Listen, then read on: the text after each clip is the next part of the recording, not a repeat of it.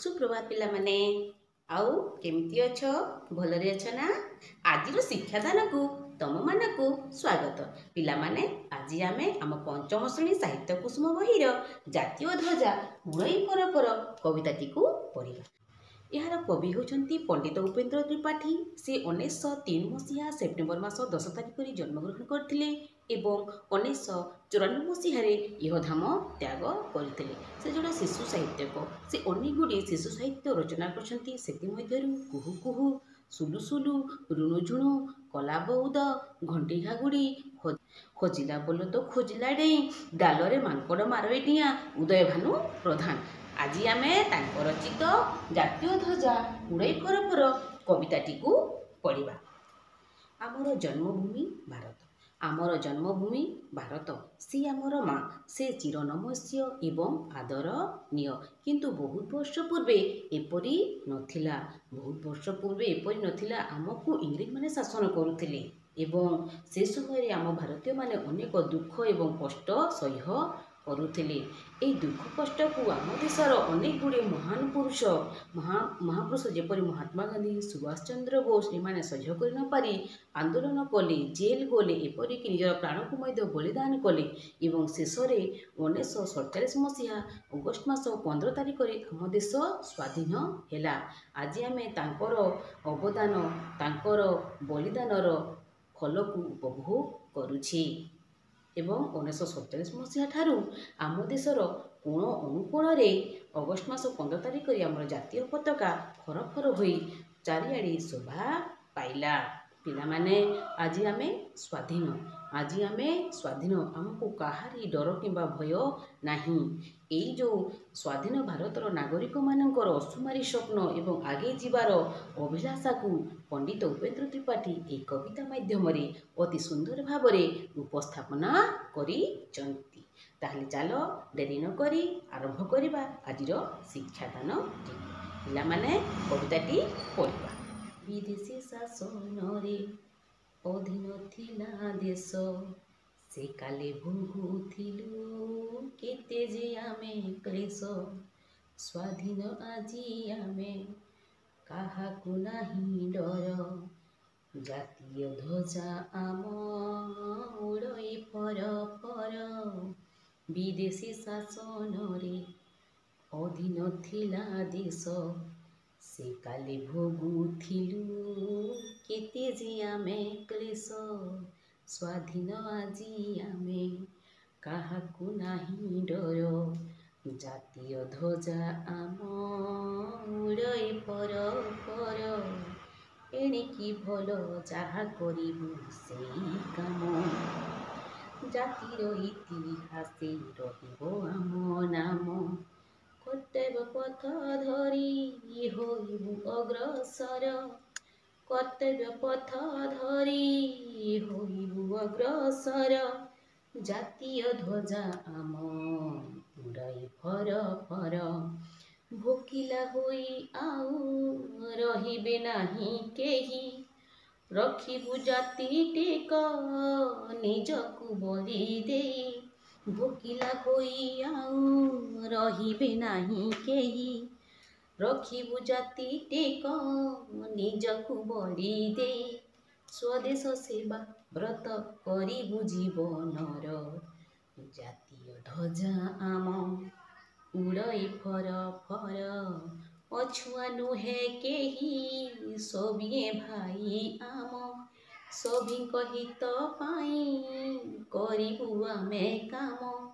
समस्ते आपणार जणे के नुहे पर, जातीय ध्वजा आम उड़ई फर फर। देशरे खोली देबु विविध कारखाना, जेपरि उत्पन्न होइब द्रव्य नाना।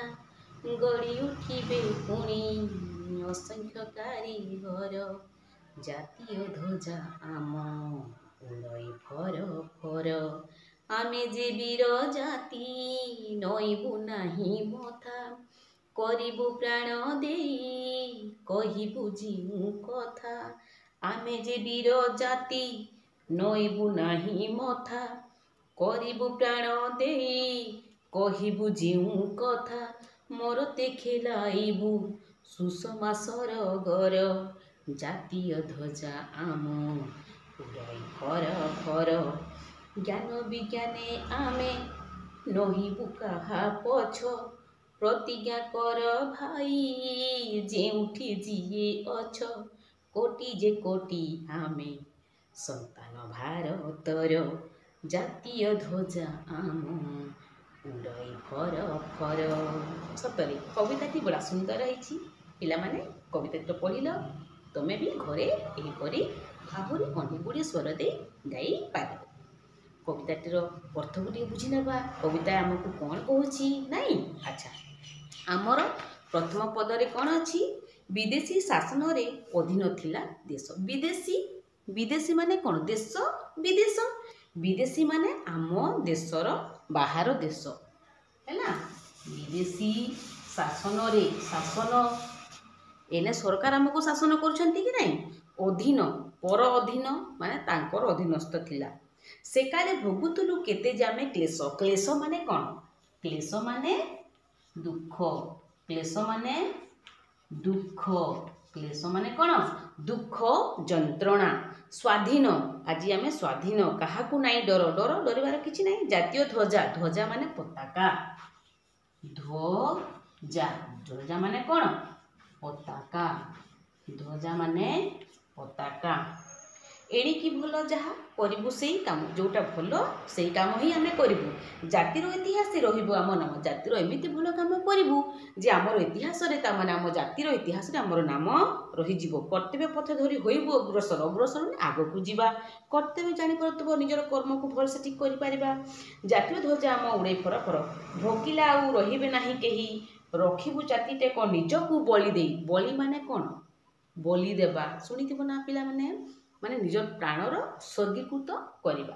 ସ୍ୱଦେଶ ସେବା ବ୍ରତ କରିବୁ ଜୀବନରେ। ବ୍ରତ ମାନେ ଆମେ କେମିତି ଭୋକ ଉପାସରେ ରହିକି ଭଗବାନଙ୍କୁ ଉପାସନା କରୁ କି ନାହିଁ? ଠିକ୍ ସେଇଟାକୁ କୁହାଯାଉଛି ସାଧନ ବା ଯେଉଁ ସ୍ୱଦେଶକୁ, ମାନେ ସେଇ ପ୍ରକାର ଆମେ କରିବା।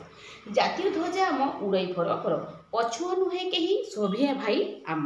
ସଭିଙ୍କ ହିତ ପାଇଁ, ହିତ ମାନେ ଭଲ, ମଙ୍ଗଳ ପାଇଁ କରିବୁ ଆମେ କାମ। ସମସ୍ତେ ଆପଣାର, ଜଣେ କେ ନୁହେଁ ପର। ନିଜର ପର ନିଜର। ଜାତୀୟ ଧ୍ୱଜା ଆମ ଉଡ଼ାଇ ଫର ଫର। ଦେଶରେ ଖୋଲିଦେବୁ ବିବିଧ। ବିବିଧ ମାନେ ବିଭିନ୍ନ ପ୍ରକାର। ବିବିଧ ମାନେ ବିବିଧ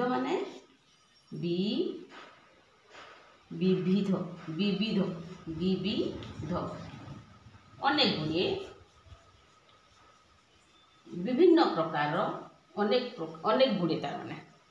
ଯେପରି ଉତ୍ପନ୍ନ ହେବା ମାନେ ସୃଷ୍ଟି ହେବା, ତିଆରି କରିବା। ଉତ୍ପନ୍ନ ସୃଷ୍ଟି କରିବା। ଦ୍ରବ୍ୟ ବା ଜିନିଷ ଅସଂଖ୍ୟ, ଯାହା ଗଣି ହୁଏ ନାହିଁ। ଜାତୀୟ ଧ୍ୱଜା ଆମ ଉଡ଼େଇ ଫର ଫର। ଆମେ ଯେ ବୀର ଜାତି, ନୋଇବୁ ନାହିଁ ମଥା। ମଥା ମାନେ କ'ଣ? ମୁଣ୍ଡ। ମଥା ମାନେ ମୂଳ। ମୁଣ୍ଡକୁ ଏମିତି ଝୁକାଇବୁ ନାହିଁ। କରିବୁ ପ୍ରାଣ ଦେଇ କହିବୁ। ଯେଉଁ ଆମେ ଯେଉଁ କଥା କହିବୁ ତାକୁ ପ୍ରାଣ ଦେଇକି ମାନେ ପୂରଣ କରିବୁ। ମରତେ ମର୍ତ୍ତ୍ୟରେ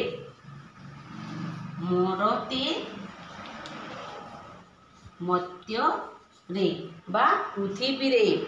ସୁଷମା ସୁନ୍ଦର। ସୁଷମା ସୁନ୍ଦର। ଜାତୀୟ ଧ୍ୱଜା ଆମ ଉଡ଼େଇ ଫର। ଜ୍ଞାନ ବିଜ୍ଞାନ ଆମେ ନଇବୁ ନାହିଁ କାହା ପଛେ। ପ୍ରତିଜ୍ଞା କର, ଶପଥ କର, ଯେଉଁଠି ଯିଏଛ କୋଟି ଯେ କୋଟି ସନ୍ତାନ ଭାରତର ଜାତୀୟ ଧ୍ୱଜା ଆମ ଉଡ଼େଇ ଫର ଫର। ବାସ୍ତବରେ କବିତାଟି ବହୁତ ସୁନ୍ଦର ହେଇଛି ପିଲାମାନେ।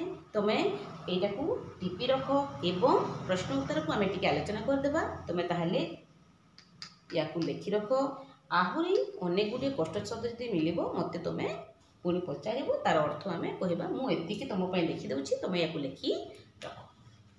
ଆଚ୍ଛା ପିଲାମାନେ, ଦେଖ ତୁମର ବହିରେ ଅଛି, ଅଭ୍ୟାସ ପୁସ୍ତିକାରେ 1 ନମ୍ବର ଅଛି। କ'ଣ ଅଛି? ଆମେ କଥାବାର୍ତ୍ତା କରିବା। ଆମ ଦେଶ ପରାଧୀନ ଥିଲା ବେଳେ କ'ଣ ଅସୁବିଧା ହେଉଥିଲା? ଦେଶ ସ୍ୱାଧୀନ ହେବା ପରେ ଆମେ କେଉଁ କାମ କରିପାରିବା ବୋଲି କବିତାରେ କୁହାଯାଇଛି। ଜାତିର ଟେକ ରଖିବା ପାଇଁ ଆମକୁ କ'ଣ କରିବାକୁ ପଡ଼ିବ? ଦେଶର ଉନ୍ନତି ପାଇଁ କେଉଁ କେଉଁ କାମ ସ୍ୱାଧୀନ ଭାରତରେ କରାଯିବ ବୋଲି ଆଶା କରାଯାଉଛି? ଆମେ କାହିଁକି ମଥା ନୋହିବୁ ନାହିଁ ବୋଲି କବି କହିଛନ୍ତି। ୟାକୁ କରିବା। ଉତ୍ତର ଲେଖିବା। ଦେଖ 2 ନମ୍ବର କଥାକୁ କିପରି କାର୍ଯ୍ୟରେ ପରିଣତ କରିପାରିବା ବୋଲି କବିତାରେ କୁହାଯାଇଛି। ସବୁ କରିବ, ଯେଉଁଟା କରିପାରିବନି ମୋତେ ପୁଣି ପଚାରିବ, ଆମେ ପୁଣି ତା ବିଷୟରେ କଥାବାର୍ତ୍ତା କରିବା। ହେଲା, ଠିକ୍ ଅଛି। ଆଜି ଆମେ ଏତିକି ପଢ଼ିବା, କାଲି ପୁଣି ଦେଖାହେବା। ସୁପ୍ରଭାତ ପିଲାମାନେ, ବିଦାୟ, କାଲି ଦେଖାହେବା। ବାଏ।